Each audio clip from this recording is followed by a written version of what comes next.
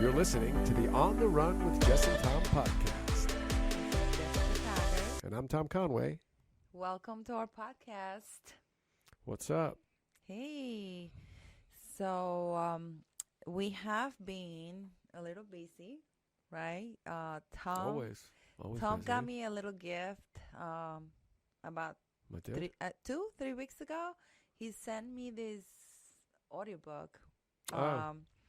And I have been actually very diligent. You know, I've been listening to the book. I've been listening to the book and trying to understand it a little bit. You have to forgive me. You know, my English is not my first language, so I try to find the book in Spanish, but they don't have it. He uses very sophisticated medical, philosophical language, and it's taking me a little while, but I feel like I get the main point, and I actually like these rules, and the name of the book is the 12 Rules for Life, and I think this really applies to all of us humans, and it's really interesting. Well, I mean, be careful what you call a gift, first of all. Yeah, I mean, so I've been listening to Jordan Peterson for a couple of years. So I shouldn't say listening, mostly watching him on YouTube, and listening to some of his podcast episodes. And I just find him to be really a brilliant person, and such an intelligent and courageous person. And so he's coming to New York. I think it's April 9th. We said, and I had bought tickets for that, and so I wanted to kind of go back and consume some of his material. And I never read his book. And he's on this tour is called for those of us who wrestle with God. That's his latest book, and then this was his second book, The 12 Rules for Life, and I forget the name of his original book that I think he wrote back in 1999. I think this one was from 2017 or 2016 or something, but it was really the thing that kind of propelled him into notoriety, as a speaker, and really a cause of conflict in Canada, because he was very outspoken about social trends and really where he sees culture going, in not just Canada, in the U.S. As well. And so it was just really something that I thought was interesting. And in order to prepare for that event, I wanted to read the book, and I sent it to you also because you're going to be there too. And I thought you might want to stay awake during that. And so it's really heavy material, but he's really brilliant. And I think there's information there that everybody, needs to hear. Yeah, I really feel like he really goes very, very, very, very deep into, creation, very deep into the scripture, very deep into... Well, careful, because, and especially at the time of this writing, and I think that's changed for him a bit, he's not a Christian, he's self-proclaimed atheist, and so he looks at the scriptures purely as literature. And as a reference, as reference, yeah, and more in terms of allegory than he does in terms of scripture. And so he does not look at them as if they are the inspired words of God, as you and I would. But I think that as time has progressed and after what he's been going through, I believe he lies a little bit more towards belief than disbelief now these days, if not full on belief. And so, but at that time, he definitely was not a believer at all. And but I feel like scripture is literature. If we think about how scripture has shaped humanity, history, only for the people that have read it. Even for those people who might not believe, I mean, he talks about Adam and those things that happen and how we carry that shame from the beginning of time. So you're talking about right? Adam and Eve, which is which would be the creation story of humanity in the Old Testament, what Christians called the Old Testament, and what Jews would call the Bible, right? Or the Talmud. I forget how they refer to it exactly, but that would be their only scriptural reference, and that's the creation story of man. Yeah, and Yeah. I mean, he talks about how our perception of who we are gets distorted from that point Yeah. on, Right. and Right. and Yeah. So even for a non-believer, you can see how that story shaped humanity in a way, well, right? so the inference, yeah, is that we were born in perfection into perfection, and so that our free will that is afforded to us by God caused us to make choices that broke our relationship with God and severed our spiritual link with ourselves. And so, but again, like, so when you say, like, see how it shaped humanity, I mean, there's a lot of people that are evolutionists, and so they don't believe that life came to be that way. So, yeah, I mean, it shaped the life of people who are believers, and then perhaps Western culture, who, like it or not, are influenced by the fact that this country, the United States, where we are, was formed to allow for the pursuit of Christianity or Christian beliefs at that time, freedom of religion. And so, yeah, I guess the culture as it's on its own would have certainly been impacted by that belief. Yeah. I mean, if even him being a non-Christian is talking about that, right? It's talking about how we came so perfect, right? We were created to perfection, and then all of a sudden our eyes open, and they only open to see our imperfections. They only open to see that we were naked and we were vulnerable, right? Mm-hmm. And we were facing evil, right? And that's what we're still battling with till these days, right? Yeah. And Yes. I mean, I feel like most people are battling themselves, I think it's a battle everybody fights. Yeah, that's what I mean. Yeah. But we're Yeah. mostly fighting Yeah. our perception of who we are. Right. And so, like, it's funny because when I heard that statement, him referring that far, I was in my mind, I was dealing with my generational trauma, right? Mm-hmm, And for me, I Sure. went as far as colonization, because that's what I knew, and that's what affected my race and my tribe, whatever you want to call it, right? Mm-hmm. So I went as far as colonization, but then Yeah. when he talked about the beginning of days and how we perceived ourselves to be nothing, like to be so imperfect, right? To be so like so conscious, Well, it's self-awareness, self-aware right? of As soon as there's our self-awareness, imperfections, yeah. right? Mm-hmm. But before that happened, we were blind and perfect, right? Mm-hmm.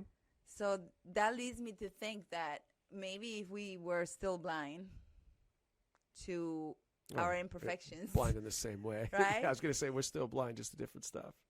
Yeah, but we're not blind to our imperfections. Nope. Because we beat ourselves up so bad.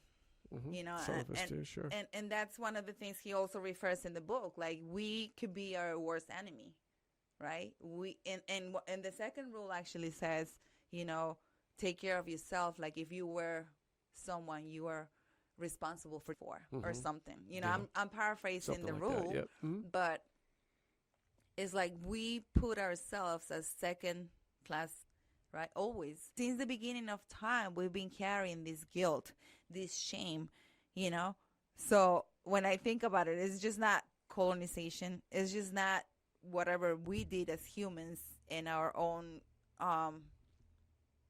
experience, in our own existence. But we started with that from the beginning of time, right? And it's like kind of eye-opening. It's a condition of being human, right? I shouldn't say it's a condition of being human, but it is a factor of human existence. Is the battle for dominance, is the battle, the psychological battle for endurance and for life and superiority, and so it's part of the natural process of self-actualization. Yeah. And I love where he talks about chaos and order, right? Chaos being the feminine, and 100%. and That is order, correct. and Your order Honor. being the masculine. Yes. And okay, I take the blame. Yeah. Yeah. I vote. I'll vote too for chaos. I take the blame. I mean, Eve, you messed it up. You gave him the freaking apple.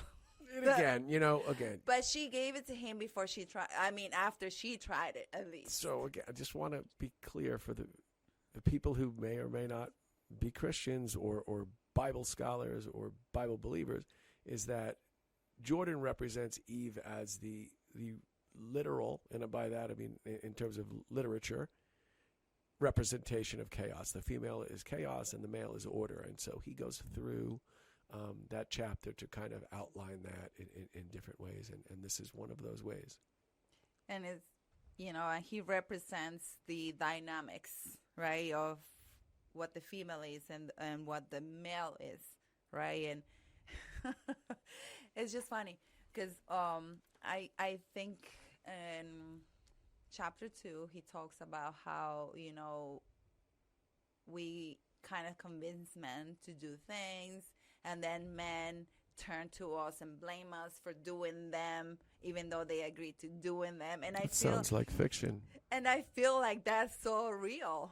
It's like, we propose something, men agree, and then when they're screwed, they're like, it was your fault, and even the Lord who permitted it. It's funny you say that. So recently there was a meme going around on Facebook. Somebody sent me, and so it was like a guy being led to his friend's house by his female partner, I don't know, wife or whatever.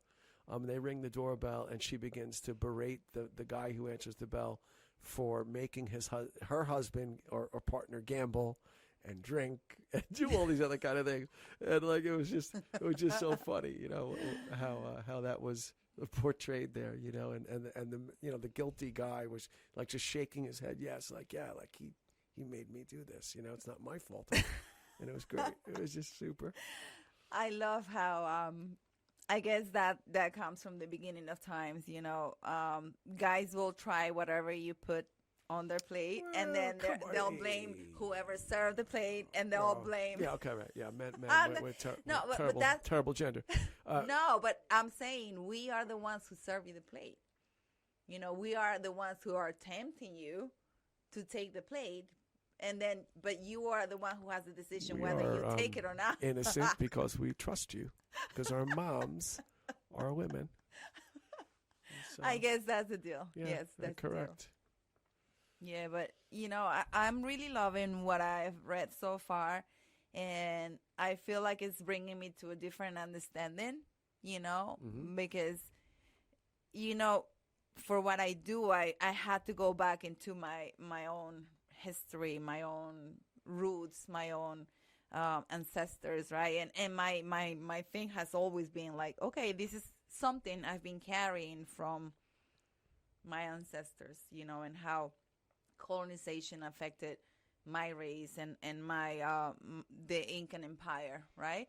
So, but now when I think about the beginning of times and how everything was shaped then, I'm like, we have a bigger problem. We have a bigger, the scope just grow bigger. What exactly do you identify as this generational curse you speak of? Well, when I talk about colonization, especially because I work with women, I help. You're talking about the Spanish colonization Yes, of Peru? Okay. yes. I just want to make sure we're the on the same page. Hispanic colonization of South America. Okay. Right? Sure. So and this is big in our cultural, world. Colonization and everything that happened in that time defined who we became. Mm-hmm. Right? Yeah.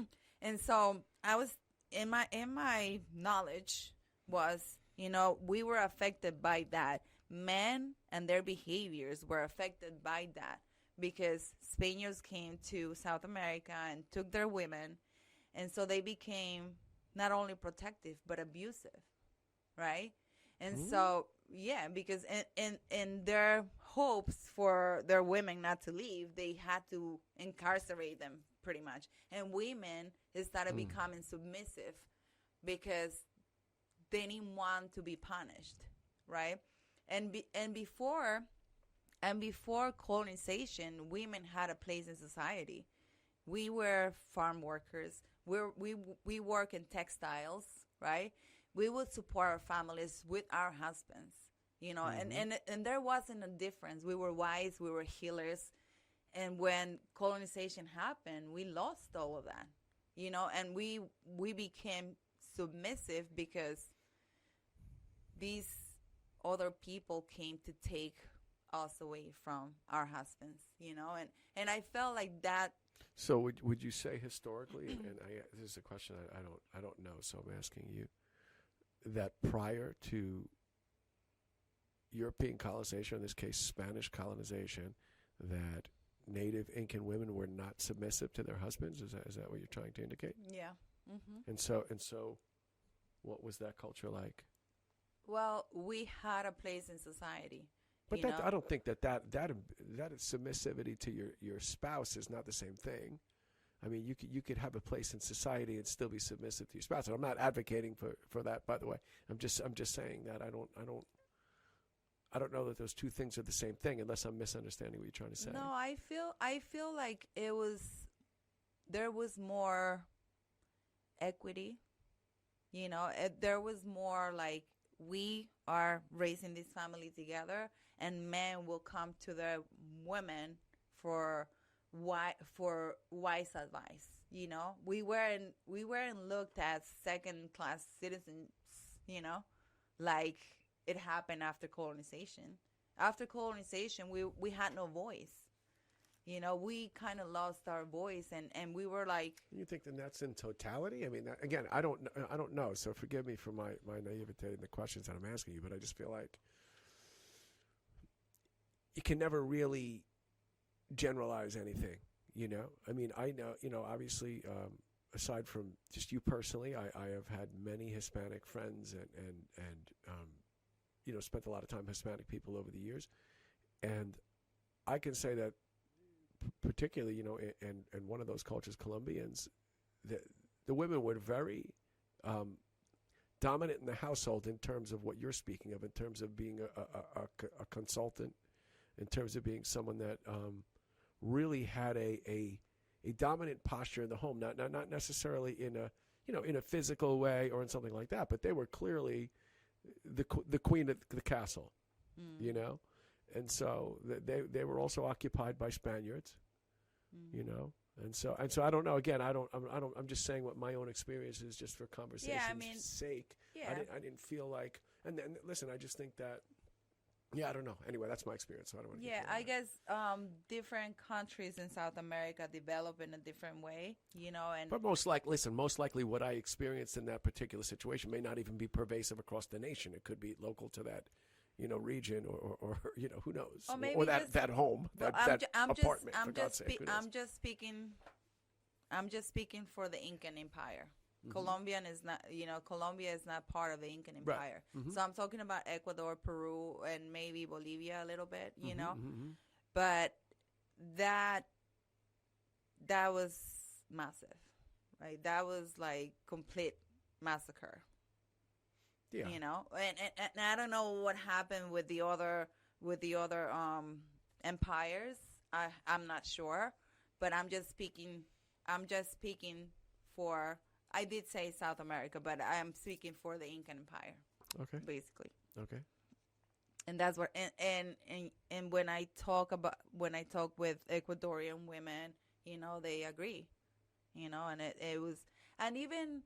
I have spoken with Native American women that were colonized by England, you know, and they have felt the same way. But so that's the thing. So that's why that's I'm glad you brought that up, because, you know, it's not for me to steer this discussion, but that's the thing. And so I think that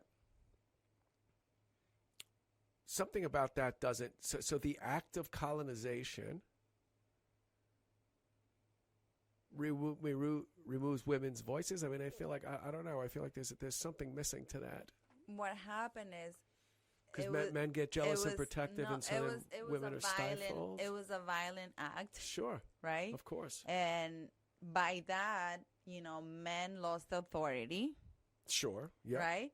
And they 100%. If just not being killed. And a lot of these people who came to our land, they not only wanted to take the land, but they wanted to take the women too. Well, I mean, unfortunately, that's a would be an I'm hesitant to use the word natural here, but it would be a likely sequence of events. Right. Yeah. So it became traumatic. Sure. Traumatic, right? With or without that would have been traumatic for you to have someone. It was traumatic for men to lose their women, and for women to subject themselves to these new, ideas and new people, whatever. Mm-hmm. So it was a whole. I feel like that marked, a whole different life experience for a lot of us. Of course, right? it did. Yeah, two worlds collide. Mm-hmm. But at the same, like I was telling you, for me that was the beginning of all our issues. But now when I'm reading this book, I'm like, the beginning of all our issues were then. Well, yeah. I mean, the thing is, because the things that motivate the conquistadores or whoever else were those original things that they're referring to in the prototypical model, the male and female and Adam and Eve. And it's the same because the human conscious, the human brain operates the same way, regardless of its generation or its origin or where it comes from. And so the predatory nature of human beings, the greed of human beings, it's an extension of self-actualization and survival, a very ugly, reality of the animal kingdom, right? So to speak. And so, again, and not in any way am I minimizing or advocating the things that went on in the colonization of the world, and as you indicated, we have the same things in North America here and further up North America and Canada as well. In fact, I think Jordan mentions the native people of his province at some point. And so, yeah, I mean, so sure, from a literary sense or whatever, and again, I don't minimize my belief in Scripture and God and Jesus and all that kind of stuff. I'm a Jesus freak, as you know. But I want to make sure, like in this situation, we're talking about the chaos and order represented by males and females, and that the kind of original, I hate to even call it sin. Brokenness or sin. Yeah, I don't even want to refer to it that way. But it's more like just like the condition of those two different genders, which are very different. And Jordan goes on to explain that here, and even some of his new stuff that he's on YouTube now. Like, he's a staunch defender, similar to Ben Shapiro, of gender and how to define gender. And it's he's a person who's like kind of clamoring, banging the bell to say, hey, regardless of our anatomy, gender is a social construct, right? Gender is a belief set assigned to a biological physiotype, for lack of a better word. I don't know that is the word. Actually, I might have made that up. And so, it's an interesting, it's a social concept. And so it's a really cool, we can't get into that now, nor do I have the proper, knowledge, to get into it in full. But this is kind of what was referred to here and kind of described. And, in terms of what you're saying, I can only listen. I don't really have any knowledge of your situation, but, you do. Yeah. I mean, this is something that has been instilled in our DNA, kind of, and for sure now, and being, yeah, because it's altered. And being like the victim mentality, right? That we all had at one point, and I've seen that with my grandmother's grandmother and her mother and her and my grandmother and my mother, and then me, and I feel like it's just getting close. We're getting closer to break the chain. The more we learn, the more we see, the more we become more conscious of our nature, right? But that was big, that was a huge mark, but now thinking about the first days and how that has shaped us too, you know, how that has shaped humanity in a way that we can see ourselves as being perfect, you know. And we struggle to find that perfection, to go back to the beginning of everything. Yeah, but you know, so if you want to refer to the biblical narrative, you know, the biblical narrative, you know, specifically says that God created men and women, males and females, to be interdependent. It was intentional. You know, it wasn't just like, oh wow, like I screwed this up, and you know what, like he created females as a partner for males, you know, because he didn't want them to be alone. And so, but each with unique, you know, input into the shared experience of humanity, you know. Yeah. We both play, you know, big roles. I love roles. Oh my God, I could use one now. A little butter. You know, cream cheese is for the bagels, but butter's for the rolls. Amen. Yeah, I like Thanks. both. Yeah. On everything. Yeah. So yes, this is what, you know, this is the book we are currently reading, and we really find. I mean, I'm listening to it. I'm reading it. Yeah. I'm much more listening to it than reading it. Yeah. You know, I find as I get older, and this is a sign of my real intellectual void and like overall like falling short in intelligence. I just can't read. I just can't. I just hate it. I don't. I shouldn't say I hate it. I don't hate it. Don't I say can't. that you. I can't. Hold on. I'm not going to use the word can't because I don't want to represent it. I find it very difficult to spend a significant quantity of time reading written text. I've done so much of it in my technical career, in my entire life, and I just don't have the at this time. It's just very difficult for me to stay in the written word, and so I prefer to take my content in audibly, using audiobooks, and you can do it. And the other thing too is I can't pay attention to anything, so you know I listen to the books while I'm doing other things. You know what I mean? So I'm like shopping, I'm at Home Depot, I'm doing a project or whatever, and I'm listening to a book in place of you know, when I would normally listen to music or something like that. And so that's how I take in my content. Before I go to bed at night and stuff like that, you know. So I rarely read anymore. I wish you could read in the dark, you know, but you can't, you really can't. Not a paper book. Like it's like there's aspects of a paper book I like. I'm not a traditionalist that way. There's sometimes I like a paper book, but go try to read that in bed with the lights out, and it just doesn't work out, you know. And so I'm not doing that. Yeah. I think I had a little bit of a dyslexic problem growing up, and I felt like I couldn't really read all that well. Just start from the back. Yeah, so I used to read books from the back. No kidding. I swear, I did. I'd see if I liked it. I'd read the last chapter and be like, all right, baby.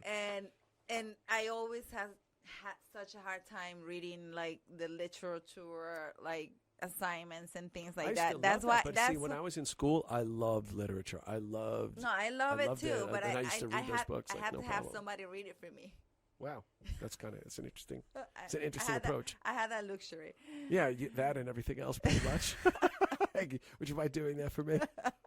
I want to have the result, but I don't really want to do what it takes to get it. But I was actually good in school. I don't know how, but yeah. I like numbers. You had the rest of the school doing it for you, probably. I like numbers and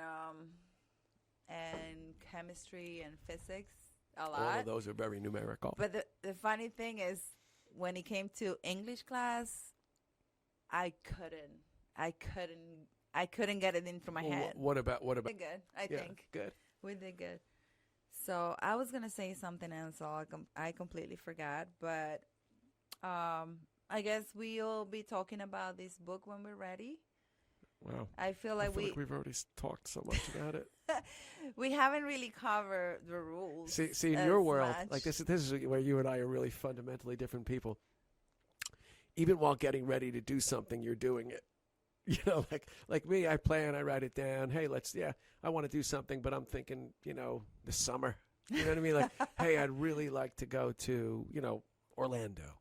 And next thing, you know, you're getting your water shoes in the bag, get it all going. Like for me, I think in the near future. I don't really think in today. And for you, words are action, and that's why again, as I've mentioned, I think on prior episodes, I've really taught myself not to say things out loud. You know. Well, I mean, this is a huge book, and so yeah, I'd love to. Yeah. I'd love to. I just don't have the mastery of the material at this point to really talk about it in depth. Other than to say it's really fascinating. He's really brilliant. And I love some of the stuff he covers, you know, and like the 12 rules for life, and they're intense rules, you know. They look simple, you know, they're simple in writing, but you wouldn't get the impact of the book if you just followed the name of the rule, you know, whatever that would be. I mean, and they're good. They're good rules. Like Rule 3, you know, make friends with people who want the best for you, for instance, or something like that. That's a paraphrase as well. But set your house in perfect order before getting into others. And so that's again. And so throughout this book, he mentions the biblical narrative. You know, and so that in particular reminds me of, I think it's something from the Gospel of Matthew, where he says, remove the plank from your own eye before you remove the speck from your brother's eye. And it's really the same thing. Like, take care of your own business before you're out there trying to take care of other people's business. Yeah, and that was the rule where he says, do not compare yourself to others, but compare yourself to the one you were yesterday. Right? Is it? No, Yeah. I thought that's a separate rule. Yeah, that's another rule. Yeah, but it kind of speaks about the same. Rule 4. Well, not really. No, thinking about that. So compare yourself to who you were yesterday, before not to who others are today. That's a totally different rule. That is me being able to look back and see my achievements, so I can understand my progress and feel competent and inspired about the future, rather than saying, hey, he's a great example. Here is a YouTuber. I mean, you and I have a YouTube channel. We have I've the subscribers I could count right here. Now Jordan Peterson probably has 20,000. And so if I were to sit here and go, man, I don't want to do this. Jordan has 20,000 and I have 12. That's the point. Like, compare yourself to where you were. Be able to celebrate your victories along the way. Look at the road you've been on for you. And not necessarily worry about where someone is today. Because for two reasons. One, that's going to completely demotivate you. Two, you have no idea what that person went through to get where they are. And he's a great example of that. They tried to take his psychology license, his license away to practice psychology, which I believe they were successful at doing.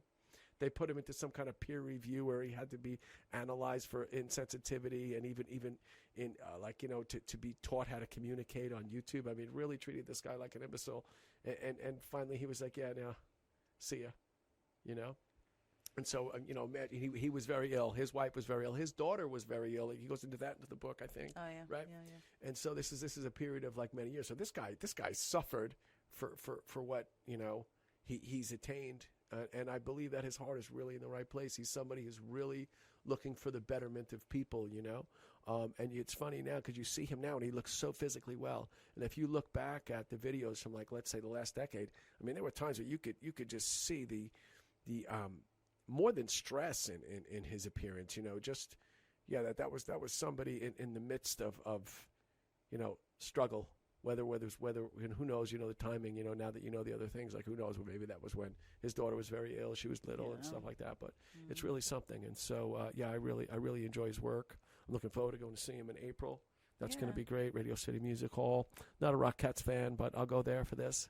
They won't be there. I feel like it's very inspiring to hear someone who has gone through all these battles, and to me, he seems like a winner, because he keeps pursuing, he keeps going. Well, and he started his own online education system. He's still trying to bring people along his winning journey, which says a lot, Yeah, he wants people to develop into their he wants their potential to be reached, I think, and so these 12 rules for life are a lot of those are stuff probably that you heard growing up from your own parents. I mean, just that some of them are I guess what you'd say should be self-explanatory or whatever, but they are in practice much more difficult, and one of the other ones that I love is tell the truth, at least don't lie. And I can relate to this personally. I mean,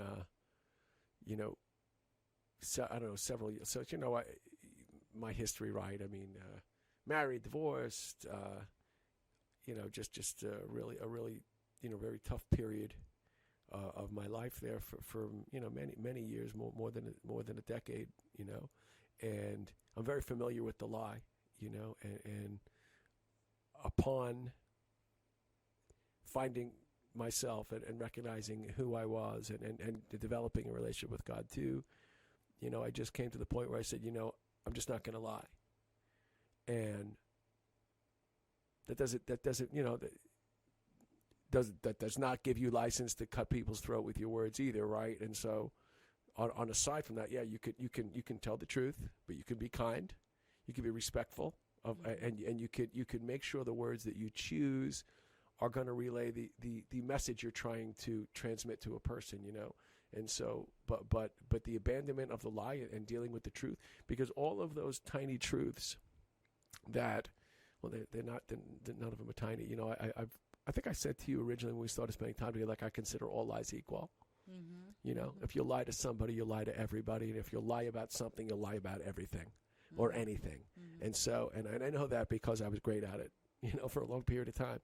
And so, it's the truth is a really important thing, but mostly because through every exposure to the challenge to not be truthful, you're strengthened. It's like lifting a weight or doing an exercise or facing any other, emotional challenge, and so it grows you, it strengthens you, it gives you confidence in the fact that, hey, you know what? I told the truth and I haven't been rejected. Or if I was, maybe I was rejected by the right people, and I mean, it makes you grow. It does. And so that's the thing. Every time you compromise the truth in whatever way, and I think he goes into the book, even say, like, even to what you say to spare somebody's feelings, it's not. It's actually, it's always for you. Mm-hmm. It's always for you not to confront whatever that situation is that you don't want to see, whether it's the hurting of somebody's feelings, you don't want to deal with the aftermath, or you're afraid how they're going to react if you say something or whatever. We all know the reasons, right? We've been there and done that. And so, it's funny. And and then you can parallel this back to, again, the biblical narrative, which is, it's one of the 10 Commandments, right? And so you look back, and so my belief is, again, I don't consider this to be a Christian podcast, but it's certainly not one. So it's certainly not one, and so the thing is, the 10 Commandments, for people that are not, I don't even say religious, they're not God, they're not God followers, or they may or may not have a direct relationship with God, right? I don't like to use the word religious, because religion, like, screws everything up. The relationship with God is exactly that. It's a relationship. It's not a rules. Mm-hmm. And so, but the belief is that the 10 Commandments were given to humanity because God is the manufacturer of humanity, and nobody knows how the creation works better than the Creator. Right? If I want to get my GMC truck fixed, I'm going to take it to the dealership, and they're going to tell me, because they know exactly how it works. And so the belief is the same for Christians and God, or anyone who follows their faith. If you're Muslim, if you're Jewish, whatever you are, anyone who follows your faith according to what you believe the message is from your Creator, is that. And so the 10 Commandments were given to humans as an act of love by God, to say, hey, if you do these things, or not do ones, the ones that say don't do these things, you're going to have a better experience and a better relationship with me, because of those things, if you do them, are likely to take you to places that you're not designed to be. Mm-hmm. And so lying is one of those things. Everybody has that pinch in the gut when they're telling a lie, no matter what it is. You feel it, your body reacts. Everything's saying, hey, this is not a place you want to be. Mm-hmm. And like every other muscle that you can develop over time, and you learn to ignore that instinct, you get better at it. And that's a scary freaking thing. Yeah. And so obey that feeling, that disturbance of kids, if you're out there, obey that feeling in your belly, and just don't lie. You don't need to lie. The truth is appreciated by people, especially if it's delivered with love and consideration.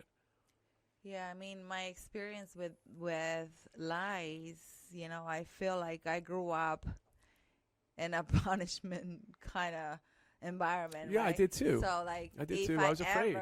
If I ever said a lie, I'll be like so effed up. But what was what was scarier, the fact that you were going to get caught lying, or that they'd find out what you were lying about?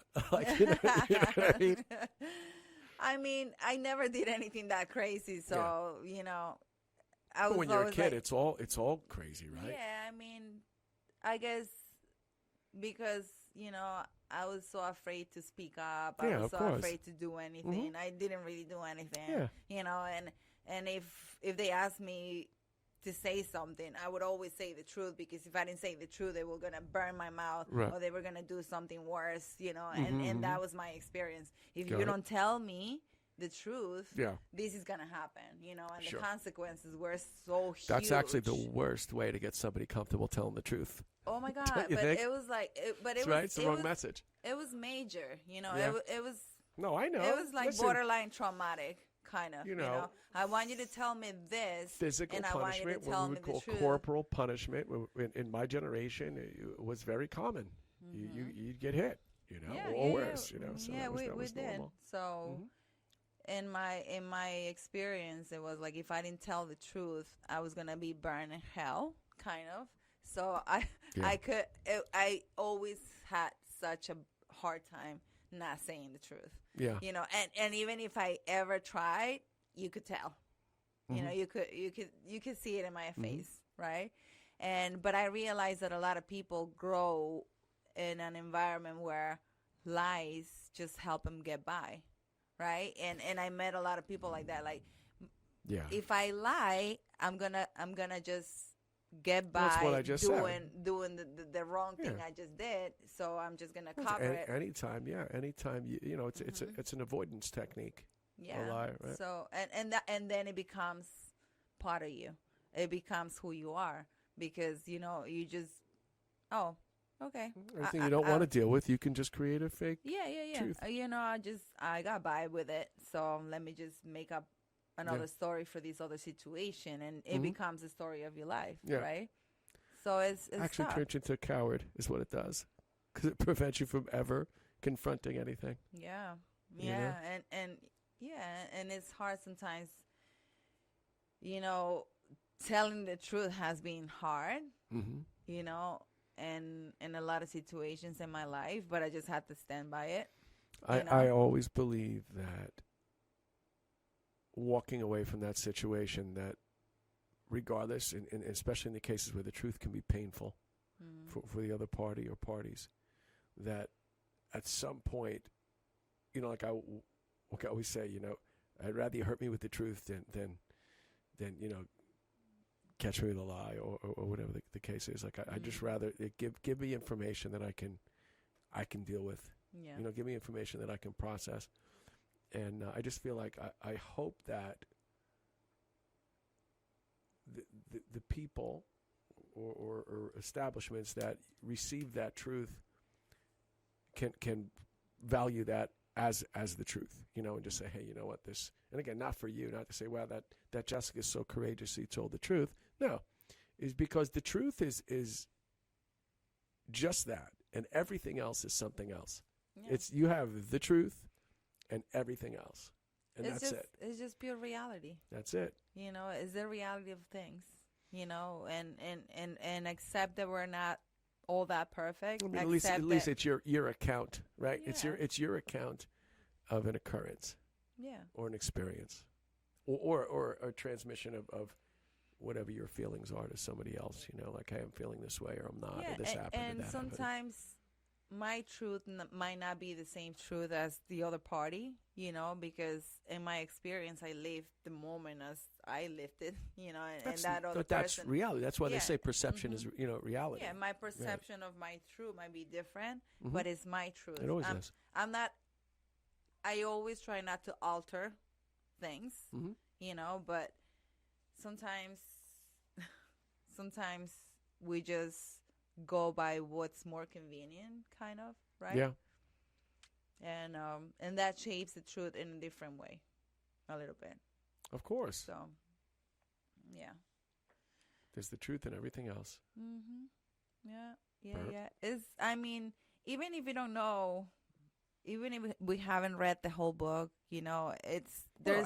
there's so much to talk about, and so many points he touches when it comes to our human experiences, our daily activities, our interactions with other people, and there's so much to talk about. Yeah, and the narrative around. I mean, I have listened to the whole book. I definitely need to go back and kind of unpack some of the things deeper. But the narrative around his stuff, like, again, you could read the table of contents and you'll see the 12 rules for life, and they'll make sense to you, but you're not really getting the benefit of the message, because he goes into depth quite a bit about each one. And so I think it's important to relate them to your own experience, and you need that information to do it. Yeah, and I think it's brilliant. Yep. Yeah, he's a brilliant guy, and he's and again, talk about courageous. He's chapter very courageous 1 guy. so far, like, it makes you think. It makes you really think about your posture, about how you present yourself to the world, and how that affects your interactions and what you attract in the world. Did we talk about chapter? I mean, rule. Really, every chapter is a rule, right? So rule 1 is stand up straight with your shoulders back. Yeah, and I feel like we need to discuss that when we're ready to talk about the whole book. But I feel like that has drilled my head. When I started listening to that chapter, I'm like, oh my God, that's so real. What's the first thing you think of when you hear that phrase? I mean, when I think about that, is like how, when I first immigrated to this country, I was this little nothing, right? I felt like I wasn't going to be able to achieve. I mean, I have big dreams, and I felt like I was going to be able to attain them all and achieve them all, whatever.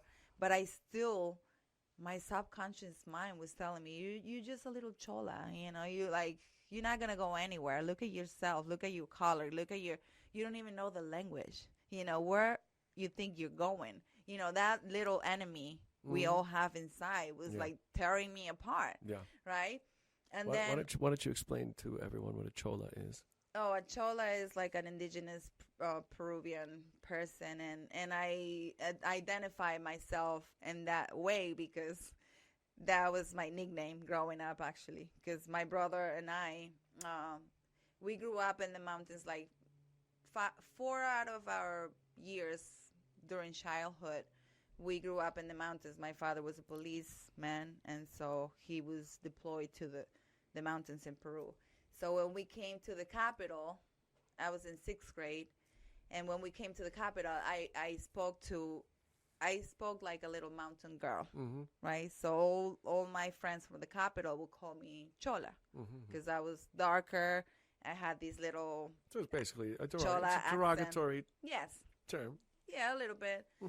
So in my mind, I still had that identity, right? That identity that, I'm from the mountains and I'm not good enough to be like in this level, right?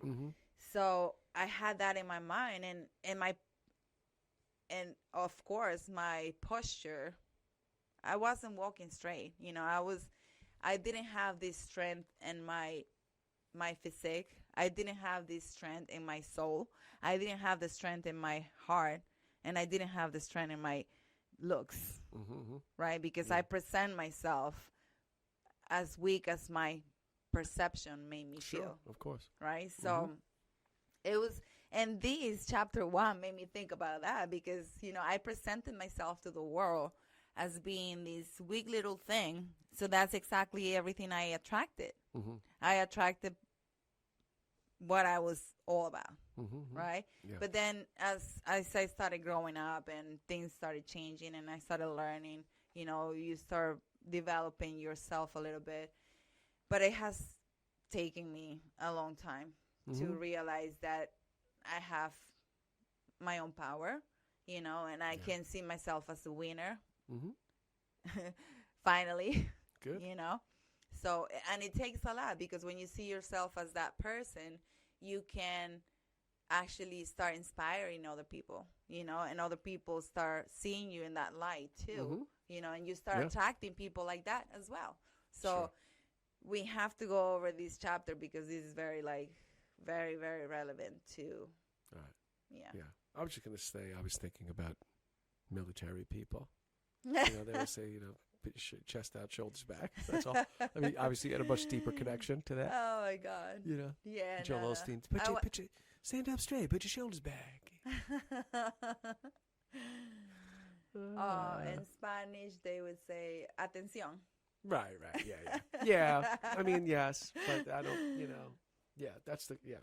Yeah. I guess I was always so ashamed of who I was, and so not comfortable with my identity. I was always walking in that little soft shell. Weak. Soft, little, meaningless, like nothingness, right? Yeah. And then when you start changing your mind and you start believing that you're actually valuable and capable, the shell starts hardening. Yeah, the shell starts hardening, and your posture changes, and then you start not caring about. But then you grow, and then you have to get rid of the shell again, and then you're fully vulnerable. You're so in trouble. No, it's terrible. I feel like life of a crustacean is difficult. Once you grow, vibe. You grow tall enough, I feel like you can be naked back again. Okay. You can. I feel like that's what he's referring to. Like when you grow enough, you can go back to being naked and not being subconscious about it. Like I'm me.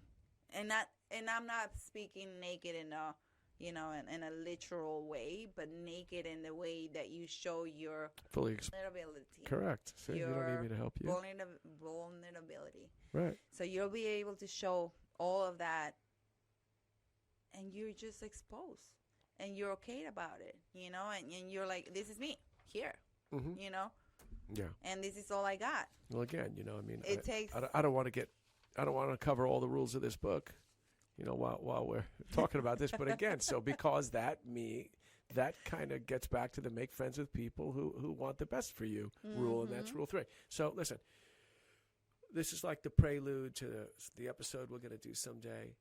I mean, I think we've gotten quite a bit of coverage on this book without covering the book intentionally, and I don't know what's left. Maybe you'll finish it and we'll talk about it again, and I'll get through it a second time and be more intelligent with my relay of the information. I do think I want to read the new one, and so I'm going to do that. Actually, that's what I really want to do and talk about it.